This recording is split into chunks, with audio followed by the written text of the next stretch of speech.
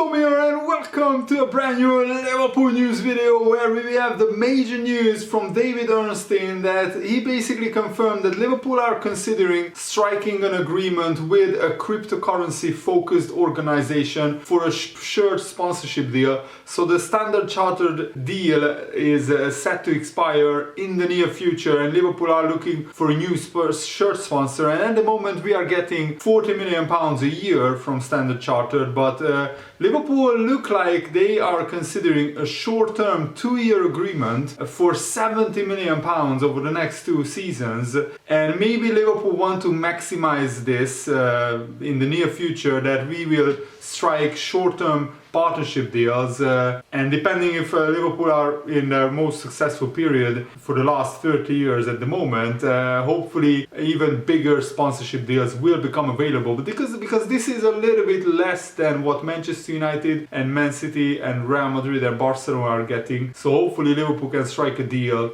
in the bracket where we earn at least as much as our Premier League rivals. But let me know, guys, in the comments below, what do you think about this, and are you in favor of Liverpool striking a deal like this, or would you like to see a more traditional sponsorship deal? I don't really mind cryptocurrency based organizations as long as they are really legit and proper research is done. If anybody gets involved in this kind of business, but what I don't want to see is Liverpool getting sponsored by a betting company, because young people will be encouraged to go down the rabbit hole of betting websites, and also I think they should be banned in football. I think like 13 of the 20 Premier League sides are sponsored by betting companies, and I think that's not really a good look, but that's the business that the Premier League is in at the moment. So David Ornstein has revealed that Liverpool are in talks over a new shirt sponsorship deal, as their £40 million per year contract with Standard Chartered is set to expire in May 2023. So we have 1 year left on this deal, and Liverpool are already in discussions. And although discussions are continuing about extending the partnership with Standard Chartered, Liverpool are also talking to firms from sectors including electronics, media and tourism. So at the moment nothing is finalized. We are not going to sign 100% with the cryptocurrency website, but among those parties The Athletic can reveal are companies from the cryptocurrency sector. They include a crypto exchange firm, a platform to buy and sell digital currency, and a blockchain platform, a decentralized computer network that underpins cryptocurrencies. So Liverpool attracted controversy with this decision to sell NFTs, with there being a near universal backlash online from Liverpool fans, and I was actually glad to see that, because Liverpool shouldn't be ripping off their fans with these NFTs that they are selling. But talks are continuing with all parties, with Liverpool hopeful of finalizing a deal which is expected to bring in more than £70 million over 2 seasons in the next 8 weeks. So I will keep you guys updated, but at the moment it looks like Liverpool are basically open to any company who can offer them bucket loads of money. And that's the sad reality of modern football, that as long as a sponsor has enough money, Liverpool don't really care about behind the ethical part of the sponsorship. Standard Chartered themselves, a bank in Asia, they weren't squeaky clean either. But of course, fans can protest as much as they like. Ultimately, money talks in football, and as long as the sponsor pays a really huge amount, Liverpool will be interested in a sponsorship deal with them. I still feel that Liverpool, going ahead with the NFT sales and also delving into cryptocurrency would represent yet another decision by the Liverpool owners that fails to follow the values and the ethos of Liverpool Football Club and Liverpool the city. Remember that this is a working class city with a family-like football club, And it doesn't really mesh well, these values, with the hardcore capitalist business world that the Liverpool owners operate in. So there is definitely a conflict there. And of course there is a financial gulf between ourselves and the likes of Manchester City and now Newcastle United. But aiming to close that gap shouldn't come at the cost of Liverpool's values, Liverpool's traditions, the Liverpool Football Club's way of life, the Liverpool supporters' values, and basically the soul of the football club, if you know what I mean. The football club of Liverpool FC is much more than a business. It's much more than just a company. It's a way of life, and it represents hundreds of millions of football fans around the world. So Liverpool shouldn't only make these kind of decisions based on the business deal itself and the money on offer. We should think about the values and the traditions of this football club, and hopefully the fan groups will respond in the manner that they usually respond. But of course we already see that crypto.com, for example, a similar website, and it's rumored that they are in talks with Liverpool as well. They are sponsoring Formula One. They are these kind of websites are sponsoring the NBA, the Los Angeles Lakers, for example. And David Ornstein added that Liverpool fans and fan groups were consulted before these NFTs were on sale at Liverpool FC, but it is understood the possibility of Liverpool partnering with a crypto sponsor has not yet been discussed with supporters, and that is concerning, in my opinion.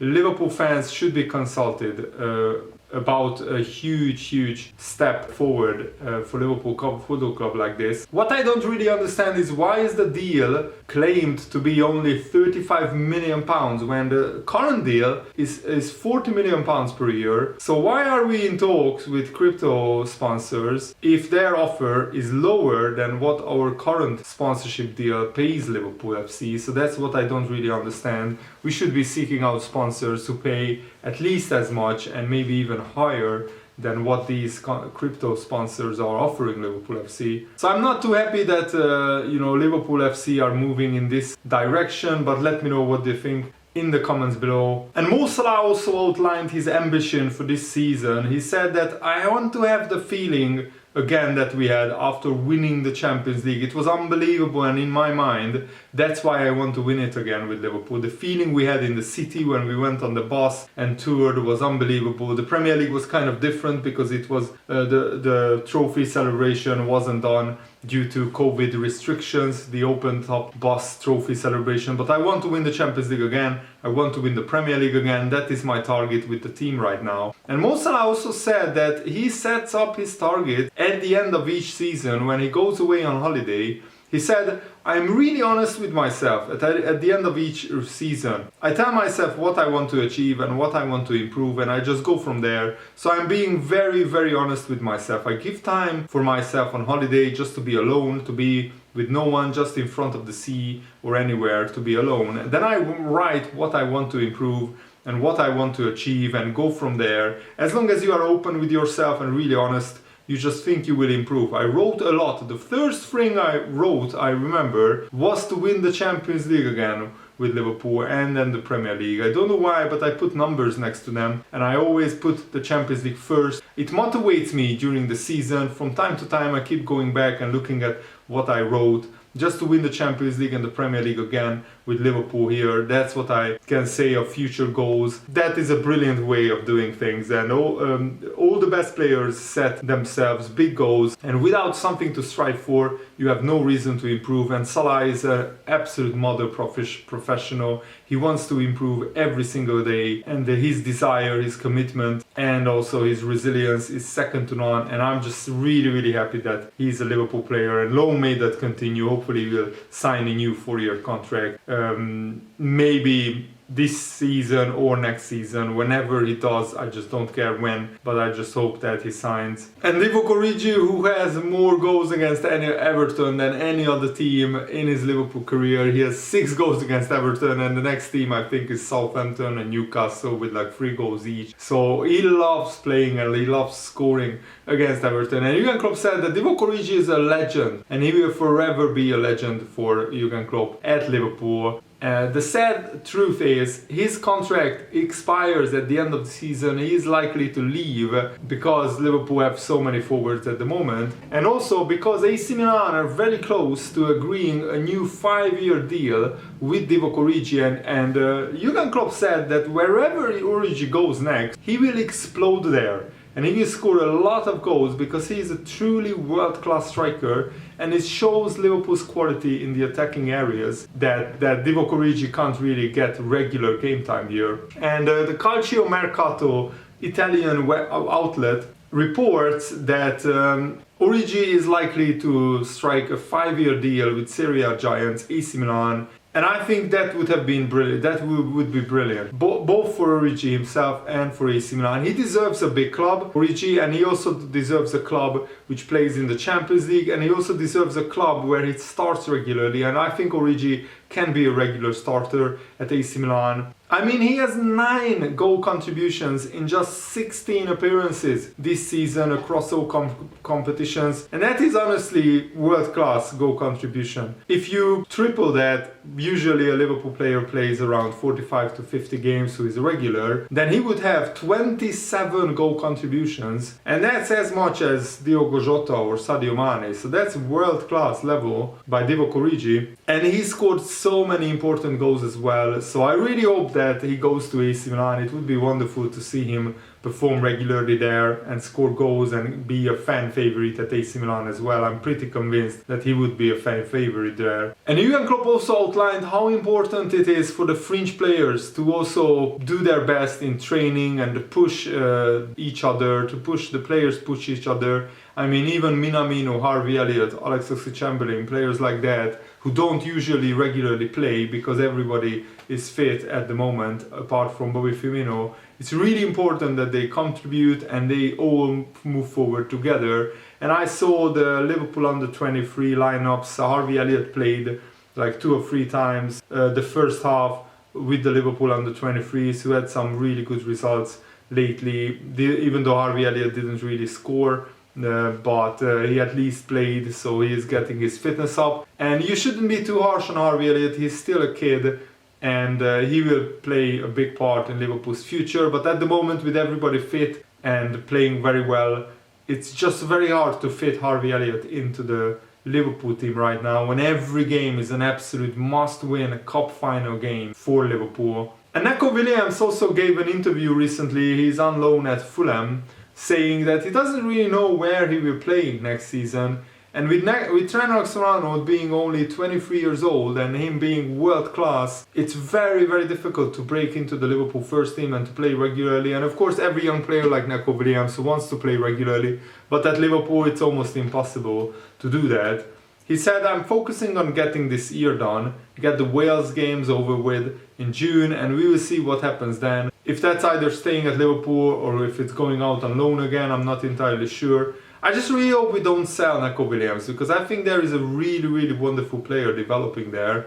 And I wouldn't mind him going out on loan to Fulham again next season, and maybe just not play against Liverpool but play against every other team and get a full year's experience under his belt in the Premier League with Fulham. I think that would be brilliant, and Fulham also have a very, very big, young, talented right back in their side in Neco Williams. And Fulham already sold us Harvey Elliott and Fabio Carvalho as well. That deal is confirmed too. So loaning them back, Neco Williams, for a full year just as a thank you, I think that would be a great gesture from Liverpool. Trent and Andy Robertson are incredible players, Neco Williams said, who have been doing it for years. So it's always going to be tough trying to get into that Liverpool team and be a regular starter. However, the key thing for me is just improving every day, taking in as much information of players and staff as possible, and trying to put it into my own game. And Neco Williams tries or will try to follow in the footsteps of Trent Alexander-Arnold. I think it just happens naturally when you look at how modern fullbacks have developed. They are not like your standard Gary Neville kind of fullback today, I suppose. They are more offense-minded. The best around players like Trent Alexander-Arnold, Andy Robertson, Joao Cancelo of Man City are like midfielders or wingers trying to get assists and to maybe even score goals rather than just defend. It's an exciting role because you feel as important as any other player on the pitch. And yeah, that's very, very true. Also, Harry Wilson, another Fulham player, has recently confirmed that he has been sold permanently to Fulham from Liverpool in a £12 million deal, which I think is a good deal for all parties concerned. Harry Wilson plays regularly with Fulham. He's coming back into the Premier League and hopefully he will do well in the Premier League next season with Fulham, so I wish him all the best. And that's it for today's video. I really hope you enjoyed it. Thanks for watching. Have a nice day. See you later, guys. Good night.